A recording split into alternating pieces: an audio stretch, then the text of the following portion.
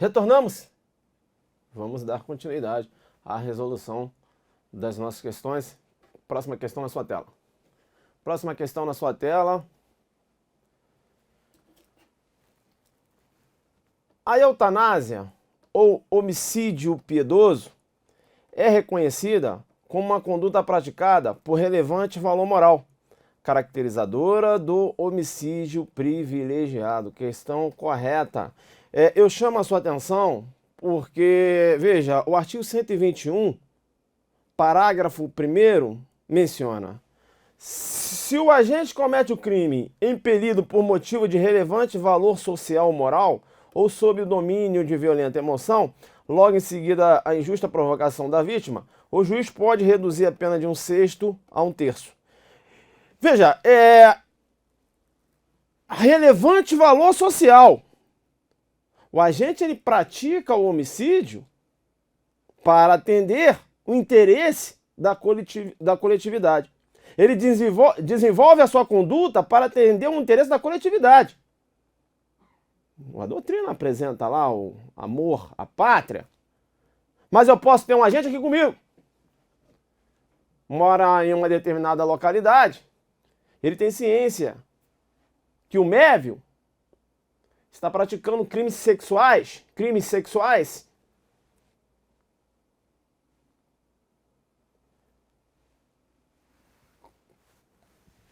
Em desfavor de diversas mulheres que moram naquela localidade. E aí ele decide matar esse agressor. Deu para entender? Ele vai estar agindo, agora a motivação é essa. E pratica homicídio em decorrência dessa motivação. Nós temos aí um homicídio praticado. A motivação ligada a um relevante valor social. Agora, se eu tenho o Caio e ele chega a casa, encontra a sua filha chorando e ele pergunta: mas o que aconteceu? E a filha do Caio fala para ele: olha, pai, o Mévio forçou ter sexo comigo. E aí o Caio decide matar o Mévio por essa razão. Nós temos um homicídio privilegiado. Qual o fundamento? Um relevante valor moral. Agora está agindo para atender o interesse próprio. Deu para entender? Vem comigo na tela. Então, é interessante porque nós temos aqui, quando eu falei do relevante valor social, o agente desenvolve a conduta para atender o interesse da coletividade. Agora, o homicídio ainda irá figurar como privilegiado quando o agente pratica o homicídio tendo como fundamento, como motivação, um relevante valor moral. O agente desenvolve a conduta para atender interesse próprio. E o Código Penal, na exposição de motivos, aponta que a eutanásia seria um homicídio privilegiado por relevante valor social ou moral? Por relevante valor moral. Deu para entender isso? Isso. Agora veja, nós temos outras situações que elevam o homicídio à situação de privilegiado. Quando a gente pratica o homicídio sob o domínio de violenta emoção, logo em seguida a injusta provocação da vítima. Deu para entender? Eu chamo a sua atenção, porque se eu tenho aqui uma injusta agressão, cuidado, se eu tenho aqui uma injusta agressão da vítima, e essa agressão é uma agressão iminente, ou uma agressão atual, aquele que pratica o homicídio estará cobertado pela legítima defesa. Deu para entender? Importante. O homicídio praticado sob o domínio de violenta emoção, logo em seguida a injusta provocação da vítima, o agente está agindo com dolo de ímpeto. Nós já analisamos esse dolo quando trabalhamos lá na parte geral. Eu tenho aqui um denominado crime em curto-circuito. Não há qualquer reflexão do agente em relação à sua conduta, muito embora esse agente esteja agindo com dolo. Nós temos aqui um dolo de ímpeto. O homicídio sob domínio de violenta emoção, logo em seguida a injusta provocação da vítima, o agente está agindo com dolo de ímpeto. Não há que se falar em dolo refletido, em que há premeditação, há o planejamento da ação criminosa. A pegadinha que vai aparecer na sua prova é essa. Qual, professor? Eu vou apontar. O examinador vai trocar sob domínio de violenta emoção e vai colocar aqui influência. Ele vai colocar assim, ó. Caracteriza o homicídio privilegiado se o agente comete o crime impelido por motivo de... se o agente comete o crime sob a influência de violenta emoção. Ele troca o domínio e coloca influência. Questão errada. Por quê? Porque se eu tenho a influência e não o domínio, se há mera influência, aqui há aplicabilidade atenuante genérica, lá do artigo 65, inciso 3. Letra A. Não há que se falar em causa de diminuição. Deu para entender? Domínio é a cólera, está dominado. É diferente da mera influência. Então, cuidado, o examinador ele troca o domínio e coloca a influência aqui. Agora é importante porque é possível um homicídio figurar como qualificado e privilegiado ao mesmo tempo. Agora, desde que essa qualificadora seja de ordem objetiva. Aqui comigo. É possível homicídio qualificado e privilegiado? Sim, mas desde que a qualificadora seja de ordem objetiva. Esse exemplo que eu te dei agora, aquele pai que chega a casa, encontra a filha chorando, e a filha fala para aquele pai: o Mévio tentou ter sexo comigo, forçou o sexo comigo. E aquele pai, considerando aquele fato, decide matar o Mévio. E para isso ele lança a mão de uma corda. E acaba ali provocando a asfixia da vítima. E mata a vítima mediante asfixia. Esse homicídio é privilegiado? Sim, porque a motivação está ligada a um relevante valor moral. E ao mesmo tempo esse homicídio é qualificado? Sim, porque o meio empregado para a prática do homicídio qualifica o delito. Asfixia. Então eu tenho um homicídio que ao mesmo tempo ele é privilegiado e qualificado. Esse homicídio privilegiado e qualificado tem a roupagem de crime hediondo? Eu tenho duas correntes. Eu tenho uma primeira corrente que entende que não deixou de ser qualificado, muito embora seja privilegiado, então tem sim uma roupagem de crime hediondo. Essa é a corrente minoritária, porque a corrente majoritária entende que o privilégio afasta a hediondez do crime. Então o homicídio qualificado e privilegiado, um homicídio qualificado e privilegiado, né? Homicídio qualificado e privilegiado não tem a roupagem de crime hediondo. Vem comigo na tela.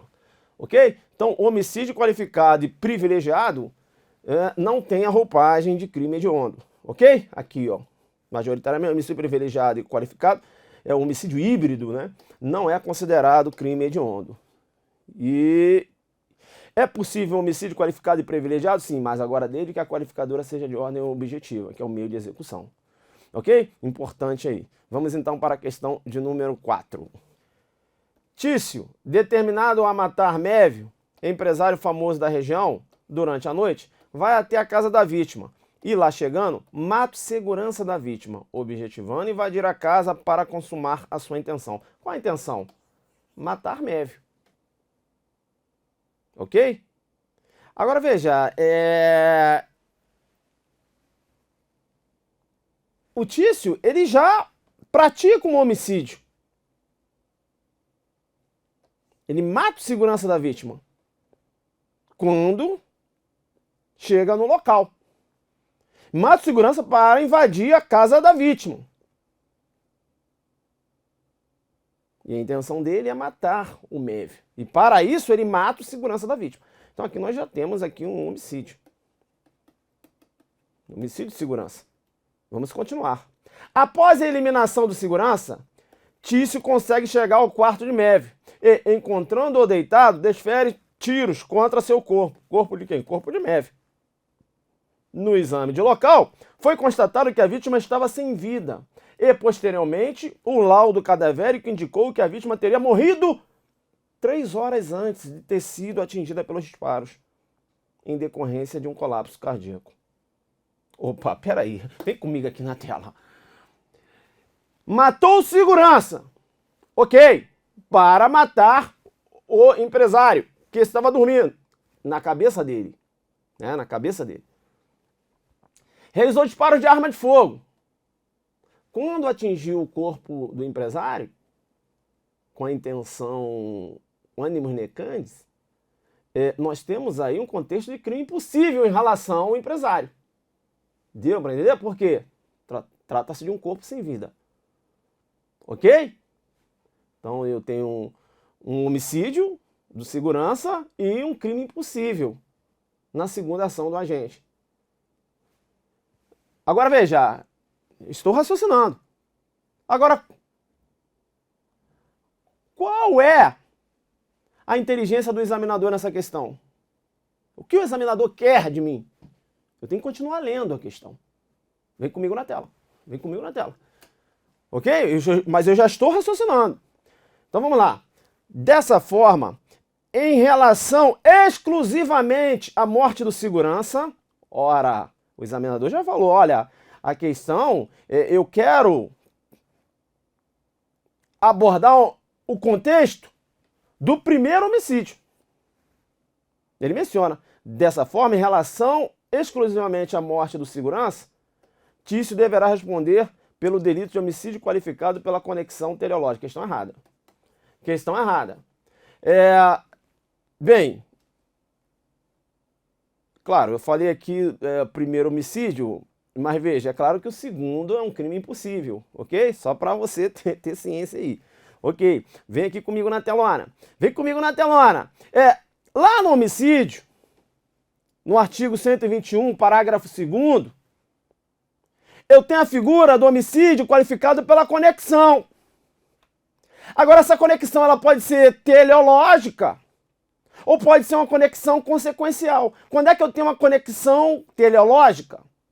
O agente ele pratica o homicídio para assegurar a execução de um outro crime. O agente que mata o segurança para sequestrar a vítima. O agente que mata o segurança para matar uma determinada vítima, determinado empresário. Professor, volta na questão. Eu voltei. Olha aí, professor, o contexto. Ele matou o segurança para matar o MEV, o empresário. E a questão menciona a conexão teleológica. E você deu como errado, sim. Por quê? Veja, para assegurar a execução de um outro crime. Ok? Execução de um outro crime. O segundo crime aqui trata-se de um crime impossível, então não há que se falar na execução de um outro crime, porque não se trata de uma possibilidade de crime. Eu tenho um crime impossível aqui comigo. Deu para entender? Ele matou porque ele tinha essa intenção, mas o segundo era um crime impossível. Então esse homicídio deixa de ser qualificado pela conexão teleológica. De igual modo, se ele mata uma determinada pessoa para praticar uma contravenção penal, também não há que se falar em homicídio qualificado pela conexão teleológica. Por quê? Porque não se trata... O segundo fato não caracteriza crime, sim uma contravenção penal. O segundo fato não se caracteriza crime, sim um crime impossível. Aí esse homicídio não terá roupagem de homicídio qualificado pela conexão teleológica. Vem comigo, mergulhando no homicídio qualificado pela conexão e vamos abordar as espécies de conexão. Vem comigo na tela. Vem comigo. Eu tenho aqui a conexão teleológica, e nós estamos aqui abordando a conexão teleológica, né, num primeiro momento. O agente ele pratica um homicídio para assegurar a execução de um outro crime. E aqui, ó, o agente que mata o segurança para sequestrar a vítima, o agente que mata o segurança para matar a vítima, e aqui eu posso dar um exemplo de um empresário, como foi naquela nossa questão. Aqui nós temos o homicídio qualificado pela conexão teleológica. Agora, o homicídio pode ser qualificado também pela conexão consequencial. Quando? Quando o homicídio é praticado para a ocultação, a impunidade ou vantagem de outro crime.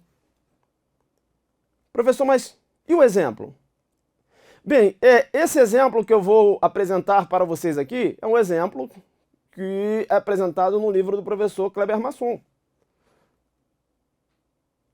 O agente que mata a testemunha de um determinado crime.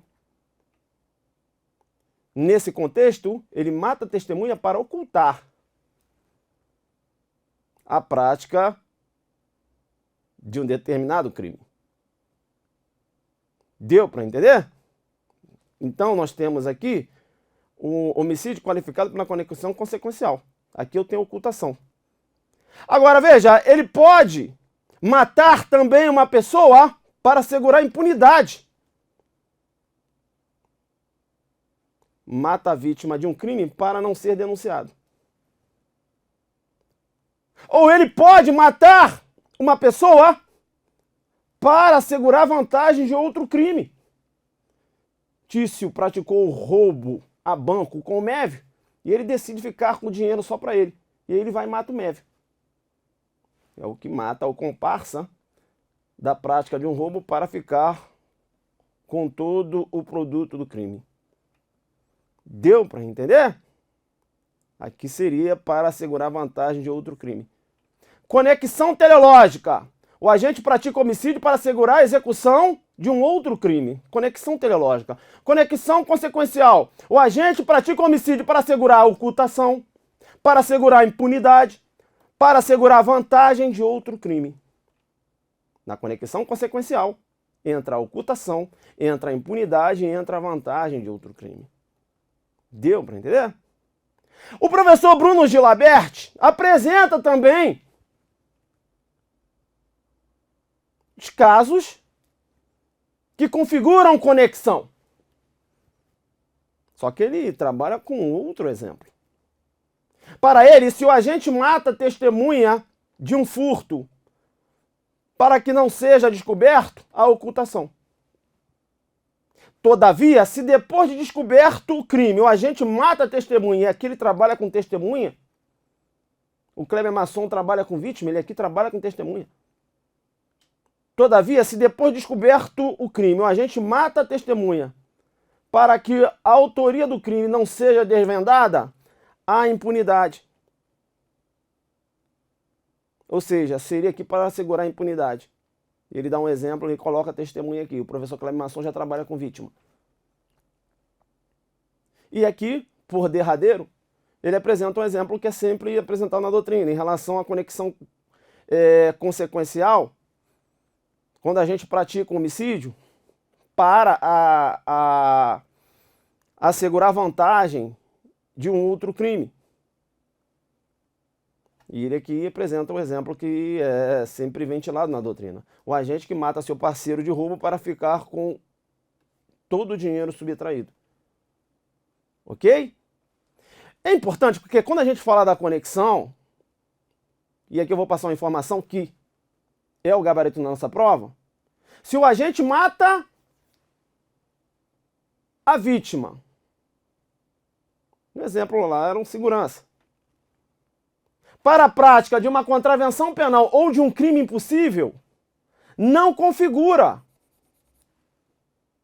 Deu para entender? Não configura a qualificadora. Por quê? Porque se trata de uma contravenção penal. E contravenção penal, nós sabemos que é uma espécie de infração penal.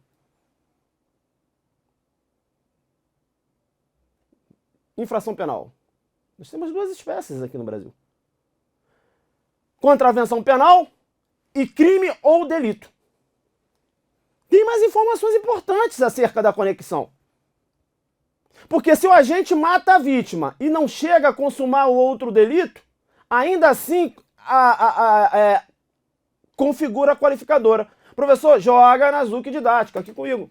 Na Zuc Didática, nesse exemplo que nós estamos trabalhando na questão, o Tício mata o segurança. E aí ele entra no quarto do empresário. Só que o empresário, ele acaba olhando, vê o Tício com a arma de fogo, pula o muro, pula a janela e sai correndo. Então o Tício não chega a consumar o outro delito. Esse homicídio do segurança será considerado um homicídio qualificado pela conexão teleológica? Sim. Deu para entender? Matou o segurança, realizou disparos de arma de fogo, atingiu a vítima, mas a vítima não morreu. Não ocorreu a consumação do segundo crime. Esse homicídio de segurança será qualificado pela conexão teleológica? Sim. Ainda que o outro homicídio seja tentado. Deu para entender? Teria um concurso material. Ok? Importante, vem comigo na telona. Né? Questãozinha boa para cair no concurso delegado do Rio. Eu falava sobre, né? Aqui está. O agente deve responder por 2 delitos ou mais em concurso material, quando da ocorrência da conexão teleológica. Ou seja, vai responder pelo homicídio qualificado pela conexão teleológica e também, no exemplo que a gente está trabalhando aqui, vai responder pelo segundo homicídio, ou de forma consumada ou tentada. Nesse exemplo, claro, nesse exemplo que eu dei aqui agora para analisar. Não no exemplo da questão, porque no exemplo da questão nós temos um crime impossível lá. Professor, e o latrocínio e a conexão teleológica? Você joga pesado demais, agressivo. Aqui comigo. Interessante, porque no latrocínio nós temos uma conexão teleológica. O agente mata a vítima para subtrair o veículo. A morte é o meio para a subtração. E aí nós temos a figura do latrocínio.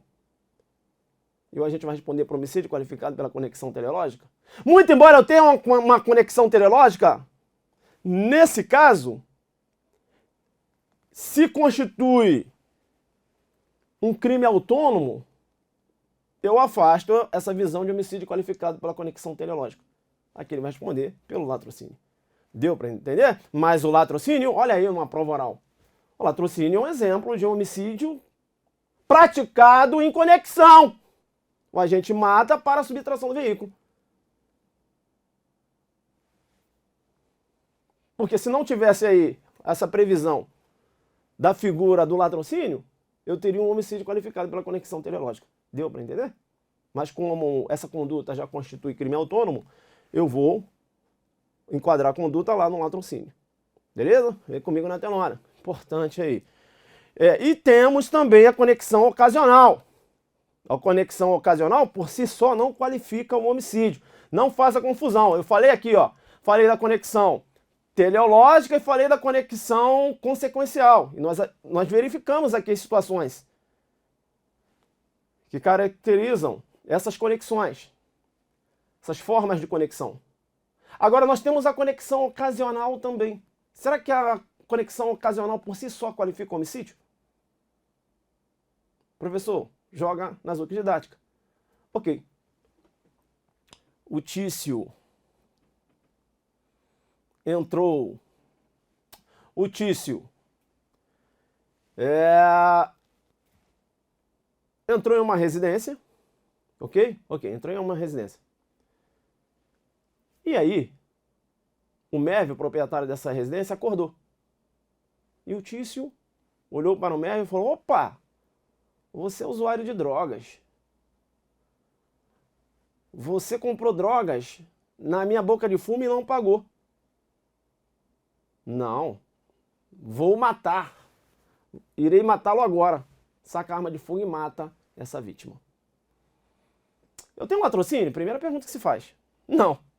Essa morte não foi meio para a subtração dos objetos. A motivação foi outra. Ou seja, matou em decorrência de uma dívida. Eu tenho aí uma ocasião. há uma conexão ocasional. Deu para entender? O simples fato de uma conexão ocasional não qualifica o homicídio. Professor, mas esse homicídio vai ser qualificado? Sim, não pela conexão. Será qualificado pela torpeza, né? Matou por causa de dívida. Deu para entender isso? Tá? Então, o homicídio qualificado, o homicídio ocasional, né, com uma conexão ocasional, não qualifica o homicídio. Ok? Nesse exemplo que eu te dei, eu não tenho latrocínio. Beleza? Eu posso ter aí, se ele já está de posse do bem, eu teria um furto, né, já estava de posse do bem, viu a vítima, matou a vítima por essa motivação, e não para assegurar a detenção da coisa. Porque aí eu teria latrocínio, né? A intenção não foi essa. Matou porque, opa, não, você está, né, devendo drogas que você comprou e não pagou. Então tem um homicídio com uma motivação que não mantém qualquer relação com a subtração. Um homicídio que ocorre dentro de um contexto de uma ocasião. Ocasional. Deu para entender? Há uma conexão aí, ocasional. Mas veja, será qualificado? Sim, mas pela torpeza. E não pela conexão, e também não será considerado latrocínio em um contexto desse aí. Então fica esperto, a gente vai analisar isso. Nem toda morte em contexto de subtração você vai entender como latrocínio. Calma, tem que analisar a questão. Vem comigo na tela. Beleza? Tranquilo, então. Então, a conexão ocasional, por si só, não qualifica o homicídio. Tá? Importante. O homicídio será qualificado apenas por duas formas de conexão. A conexão teleológica e a conexão consequencial. E aqui eu dei os exemplos, né? Porque se o professor Bruno Gilaberti utilizar os exemplos dele, ele pode jogar uma testemunha aqui, ó, na conexão consequencial em relação à impunidade. Só que, de repente, você estudou por outra doutrina, e a doutrina, por exemplo, do professor Kleber Bassoli, ele coloca a vítima. E testemunha, ele trabalha aqui na ocultação. E o professor Gilaberti, ele já joga a testemunha tanto na ocultação como na impunidade também. Ok? Bacana, então. A gente segue para a questão número 5, questão número 4, deu gabarito, questão errada, né? Porque jogou aqui uma pegadinha, jogou o segundo crime, era um crime impossível, então não há que se falar em conexão teleológica. Vamos então avançar para a questão número 5. Segundo o STJ, o reconhecimento da qualificadora paga ou promessa de recompensa, no inciso 1, que é homicídio remunerado, mercenário, também denominado de homicídio sicariato. Vamos lá. Em relação ao executor do crime de homicídio mercenário, não qualifica automaticamente o delito em relação ao mandante. Nada obstante, esse possa incidir no referido dispositivo, caso o motivo que eu tenha levado a empreitar o óbito alheio seja torpe. Questão corretíssima. Questão corretíssima. A questão, ela aborda a possibilidade da extensão da qualificadora paga ou promessa de recompensa ao mandante. Eu tenho aqui no artigo 121, parágrafo 2º, o homicídio qualificado mediante paga ou promessa de recompensa ou por outro motivo torpe. É o denominado homicídio mercenário, que pode aparecer na sua prova assim, ó, homicídio remunerado ou homicídio sicariato. Aqui no 121, parágrafo 2º, eu tenho um exemplo de interpretação analógica. Aqui eu tenho um exemplo de interpretação analógica. O legislador se utiliza de uma fórmula causuística seguida de uma fórmula geral. O homicídio mediante paga ou promessa de recompensa classifica-se doutrinariamente como um crime bilateral de concurso necessário. Por quê? Porque, veja, quando se fala que classifica-se doutrinariamente como um crime bilateral, claro, um crime qualificado. Por quê? Porque para o executor responder lá pela qualificadora paga ou promessa de recompensa, você tem que ter um mandante. Deu para entender? Por isso que é considerado um crime bilateral ou de concurso necessário. O STJ e a doutrina majoritária, inclusive o professor Gilaberti, entendem que não há que se falar em comunicação automática dessa qualificadora ao mandante.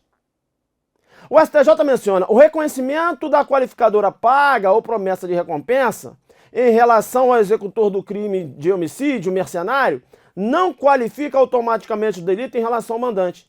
Nada obstante, esse possa incidir no referido dispositivo caso o motivo que eu tenha levado a empreitar o óbito alheio seja torpe. STJ, sexta turma, com essa pegada. Aqui comigo. Isso, professor, joga esse julgado na Zuc Didática para eu entender. Eu quero saber, professor, pelo que consta nesse julgado, me parece que o mandante também pode responder com base na motivação torpe, né? Pode, mas eu vou falar para você qual é a situação que ele vai responder também pela torpeza. Vamos lá então. Tício chegou a casa. Ok, encontrou a filha dele chorando. E ela mencionou que o Mévio teria praticado sexo com ela sem o consentimento, né? Ela não teria dado consentimento para isso. O Tício, muito revoltado com aquilo, decide matar o Mévio. Mas ele fala o seguinte: olha, eu não vou praticar esse homicídio com as minhas próprias mãos. Vou contratar alguém e contrata um executor. Deu para entender? Aí aquele executor mata, em decorrência de uma promessa que o Tício fez, ou em decorrência já de um pagamento que o Tício fez. O executor vai responder por homicídio qualificado pela paga ou promessa de recompensa. E o Tício? O Tício é o mandante. Mas veja que o Tício, ele contrata aquela morte, mas está motivado por relevante valor moral. Deu para entender? Há um privilégio. Eu não posso ter um privilégio com a roupagem da torpeza. É incoerente. Deu para entender? Então o Tício, que encomendou a morte, vai responder pelo homicídio? Sim, mas homicídio privilegiado. E aquele executor? Pelo homicídio qualificado mediante a paga ou promessa de recompensa. Porque quem matou por dinheiro foi o executor e não aquele que contratou o executor. Deu para entender? Então esse é o pensamento do STJ. O STJ falou o seguinte: olha, não há que se falar de comunicação automática. Por quê? Porque eu posso ter um mandante que está abarcado por uma motivação de relevante valor moral ou relevante valor social. Ou seja, eu tenho uma roupagem do privilégio nesse mandante. Então ele não pode estar cobertado por um privilégio e ao mesmo tempo com a roupagem da torpeza. Deu para entender? Esse é o pensamento do STJ. Essa comunicação não pode ser automática. Professor, mas tem uma situação que o mandante pode responder com base na torpeza? Sim.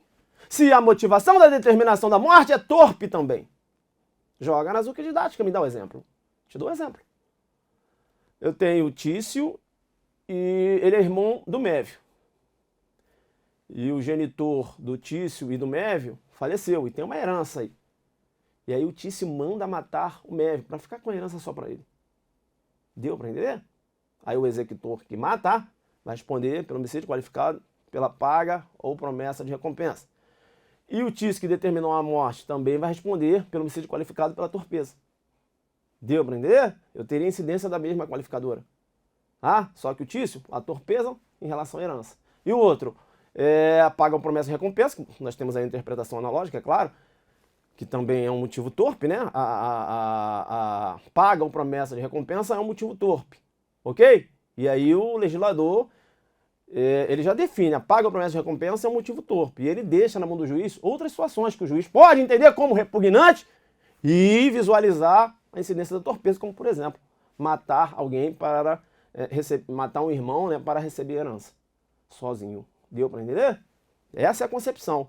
Então, se o mandante determina a morte com um motivo torpe, é a incidência da qualificadora.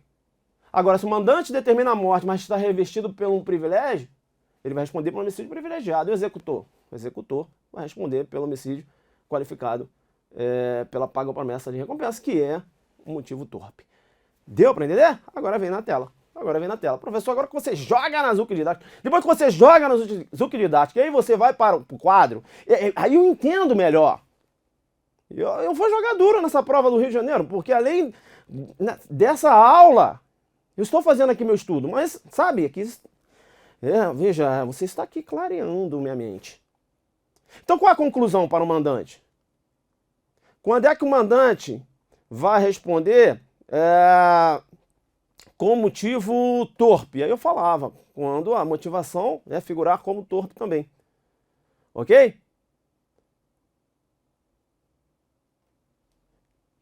E nós temos aqui uma situação em que o mandante não vai responder pela qualificadora da torpeza. Por quê? Porque, e aí, né, poderemos raciocinar aqui a qualificadora da paga ou promessa de recompensa, porque que também caracteriza o motivo torpe. É aquele mandante que determina aquele homicídio, mas está aí motivado por relevante valor moral ou social. É claro que o STF já entendeu em julgados antigos pela comunicabilidade dessa qualificadora ao mandante. Deu para entender? E já que eu estou analisando o homicídio mercenário, o homicídio remunerado, também chamado de homicídio sicariato. Em relação à teoria do domínio do fato, também chamada de teoria objetiva material, teoria objetiva subjetiva. Professor, eu fiz direito penal, parte geral, em exercícios com você. E essa informação você já passou? Claro. A condição de mandante por si só não induz o domínio do fato. Nós já analisamos isso. Ok? Aqui comigo. Então, se o Tício contrata um médico para matar o Paulo, e o médico escolhe o local, a forma que irá matar o Paulo, o Tício, ele é partícipe. O médico, executor, é o autor. Deu para entender? Por quê? Porque o Tício que contratou a morte, ele não tem o domínio do fato. Eu até abri a gente falou lá na parte geral, assim, eu analisei uma possibilidade. Lembram? Falei, olha, eu acho que nessa situação poderia aí ser visualizada uma situação. Um contexto de domínio do fato pelo mandante. Passou pela minha cabeça aquela morte online, que o executor está matando a vítima online. Olha, tira aqui a orelha, tirou. E aí o mandante está... Agora, o alicate aí, tira um dedo. Aí o executor tirando o dedo, entendeu? Ele pode chegar muito bem, não, agora para de matar, entendeu? Para de... Vamos suspender a morte. Aí sim, online. Agora, fora isso, só determinou, na hora que você falar, em figurar como um autor pelo domínio do fato, ok?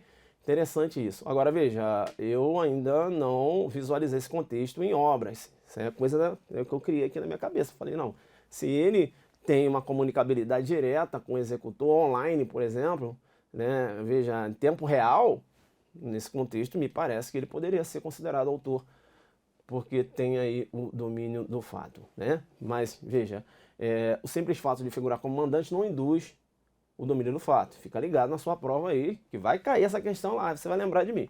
Vem comigo aqui na tela. Vem comigo na tela. Tá.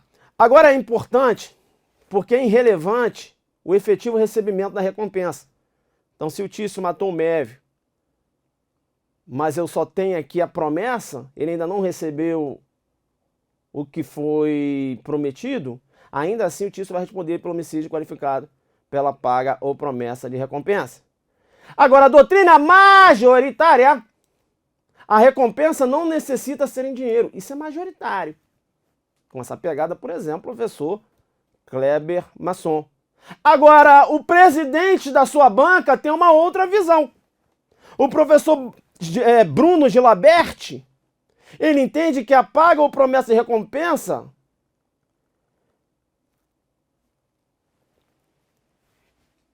que nós teríamos aí o homicídio mercenário, ele menciona que a paga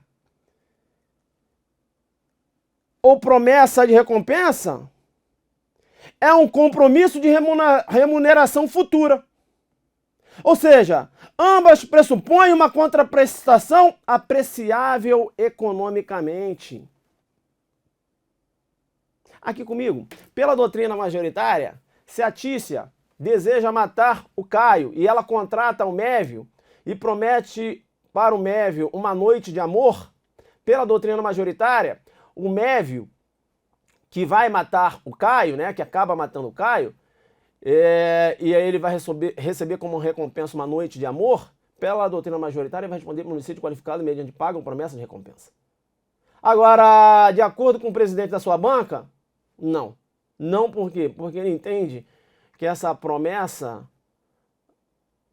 ou esse pagamento tem que ter uma apreciação econômica. Deu para entender? Esse é o posicionamento dele, mas é um posicionamento, diria, minoritário e isolado também, né? Acho que temos até outros autores também que defendem essa concepção, mas é minoritário. Pensamento minoritário, ok? Majoritário é que não há necessidade da apreciação econômica. Mas o presidente da sua banca, ele tem uma outra concepção. Então, né, os que estão lá batendo lá, a sugestão é que você siga aí o pensamento do seu examinador. A não ser que ele mude de posição, quando da elaboração da questão. Eu não posso fazer nada. Aqui eu dou o posicionamento que consta na obra dele, ok? Ele entende que tem que ter uma apreciação econômica. Bacana? Doutrina majoritária não segue essa pegada. Eu também não sigo. Veja, ou a gente mata mediante uma promessa, ou mediante paga ou promessa de recompensa. A lei não ficou adestrita a um cunho econômico. Deu para entender? Essa é a concepção. Vem comigo na tela lá. Vem comigo na tela lá. Tá. Então, importante. Outra informação importante. A incidência da qualificadora, mesmo que a gente não tenha recebido o pagamento. Isso a gente já tinha falado, né? Então, a simples promessa já enseja a possibilidade da incidência da qualificadora. Eu já tinha falado também aqui, a recompensa necessita ter valor econômico. Doutrina majoritária, a recompensa não necessita ser em dinheiro. Professor Bruno Gilabert, ele menciona aqui, a paga ou promessa de recompensa constitui chamado homicídio mercenário. Paga o recebimento de remuneração para a prática do homicídio. Promessa de recompensa é o compromisso de remuneração futura. Aí ele fala que ambas, tanto a paga como a promessa, pressupõem uma contraprestação apreciável economicamente. Tá? Então, na concepção dele, se a Tícia encomenda a morte do Mévio para o Caio e promete uma noite de amor para o Caio,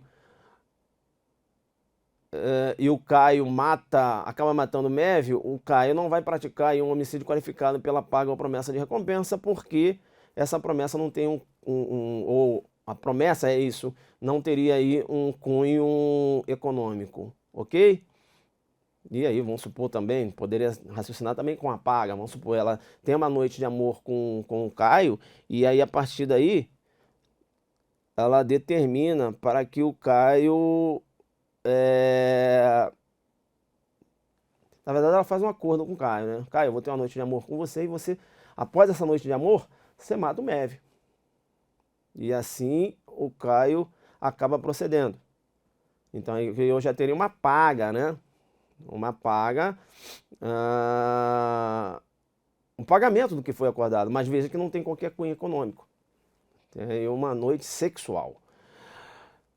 Deu para entender? Agora vamos aprofundar aqui, porque tem informações importantes aqui. Eu não vim aqui para falar certo e errado. Aqui no homicídio qualificado pela paga ou promessa de recompensa, nós temos um exemplo de interpretação analógica. Eu já tinha falado sobre isso. Tá? É importante ainda, torpe é o motivo indigno, é isso? Veja, o que causa aquele motivo repugnante. Veja, o mais elementar, aquilo que a gente tem uma visão, né, de repugnação, a mais elementar do sentimento ético. O professor Luiz Regis Prado, inclusive, com esse entendimento. E eu já tinha falado lá, matar por herança, para recebimento de uma herança, um exemplo. Agora eu chamo sua atenção, por quê? Porque, veja, o STF ele deu uma decisão muito interessante acerca do motivo torpe. Por quê? Porque para o STF, o agente que mata a vítima por razões homofóbicas caracteriza motivo torpe. Além de responder pelo delito de racismo. Deu para entender isso? É importante. Nesse julgado aqui, o STF entendeu que a homofobia e a transfobia constituem formas de racismo. Deu para entender? Isso é importante. E nesse julgado aqui, o STF entendeu também que a morte em razão da homofobia caracteriza motivo torpe. Julgado aqui de 2019, fica ligado. Tá? Importante ainda, já que falamos de motivo torpe, falar um pouco aqui do motivo fútil, antes mesmo de avançar para a próxima questão. Motivo fútil é aquele insignificante, flagrantemente desproporcional, inadequado. Veja, o disparo de uma arma de fogo provocando a morte da vítima em decorrência de uma discussão de trânsito. Isso é uma futilidade. Agora, é possível dolo eventual com motivo fútil ou torpe? A doutrina entende pela incompatibilidade. Agora, o STF e o STJ já concluíram pela possibilidade da coexistência de dolo eventual com as qualificadoras da torpeza e da futilidade. Nós temos decisão tanto do STF como do STJ entendendo pela possibilidade da incidência da qualificadora da futilidade. Deu para entender? E, claro, também aqui pode-se raciocinar pela torpeza também, onde há a mesma razão, aplica-se o mesmo direito. Né? Tá.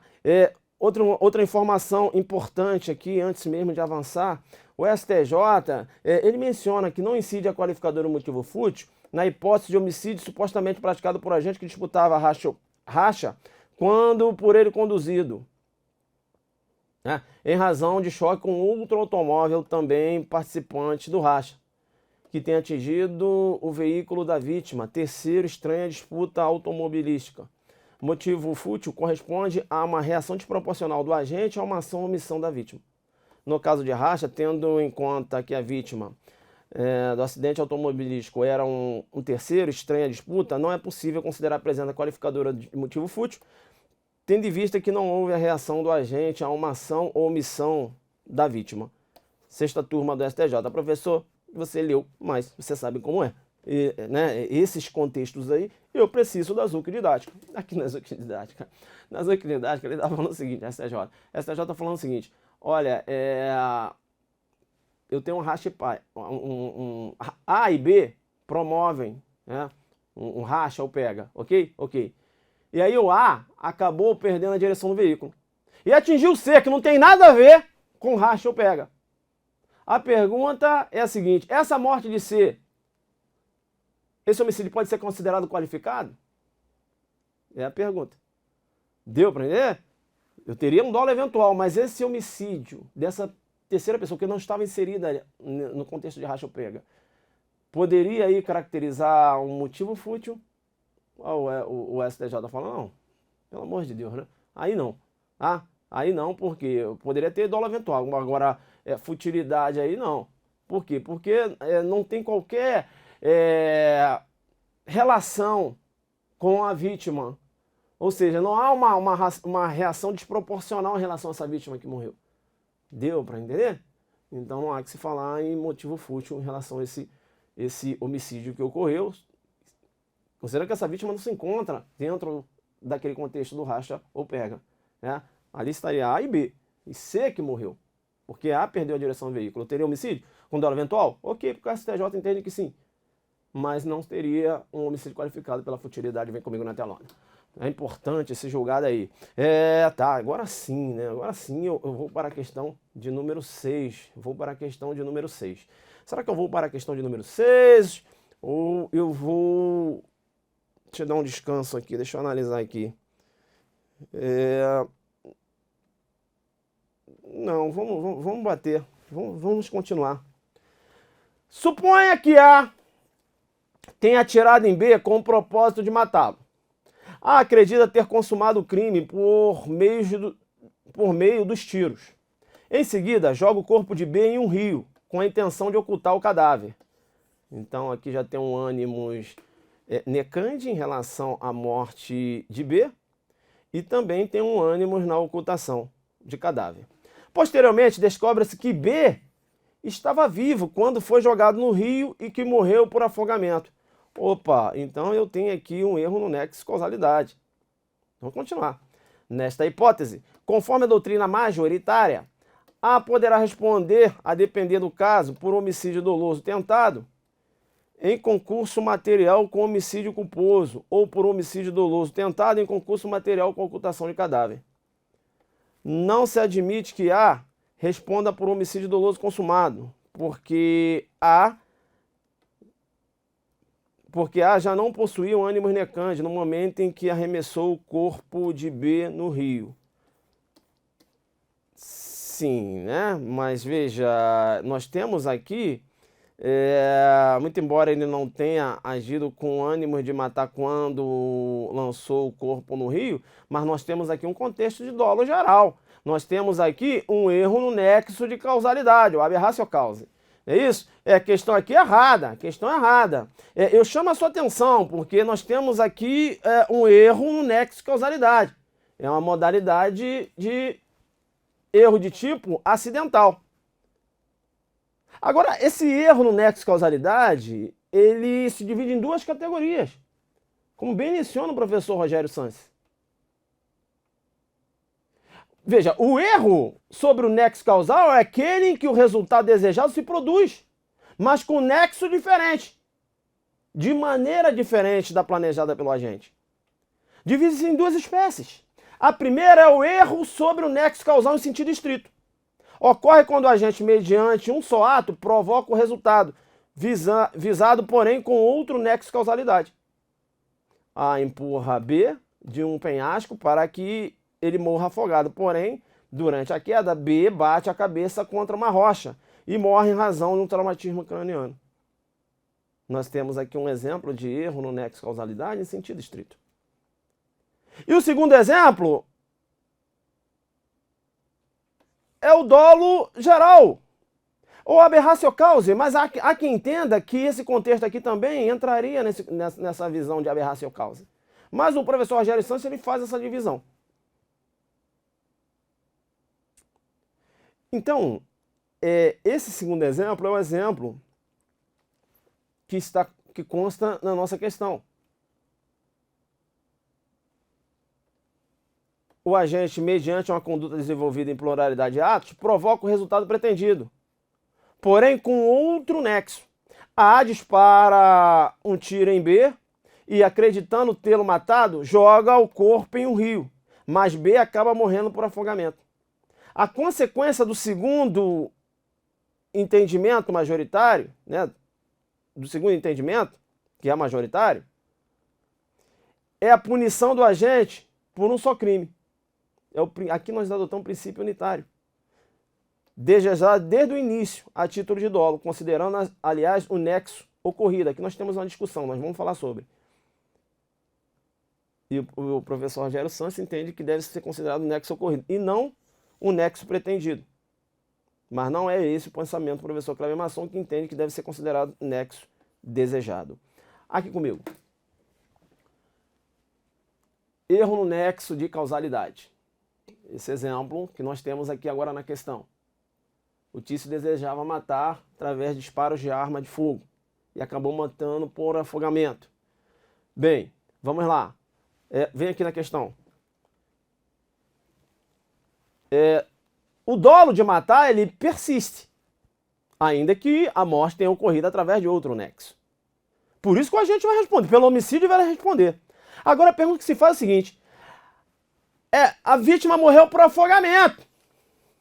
Agora eu sei que o homicídio se qualifica se a morte ocorre mediante asfixia. E o afogamento, ele decorre da asfixia. Professor, você falou que ele vai responder por homicídio. Seria um homicídio qualificado pela asfixia? Não. Por que não, professor? Porque esse meio aqui, ó, que a vítima morreu, não entrou na esfera de conhecimento de A.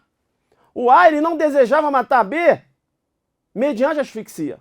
Então vou afastar a asfixia, em homenagem à responsabilidade penal que é subjetiva.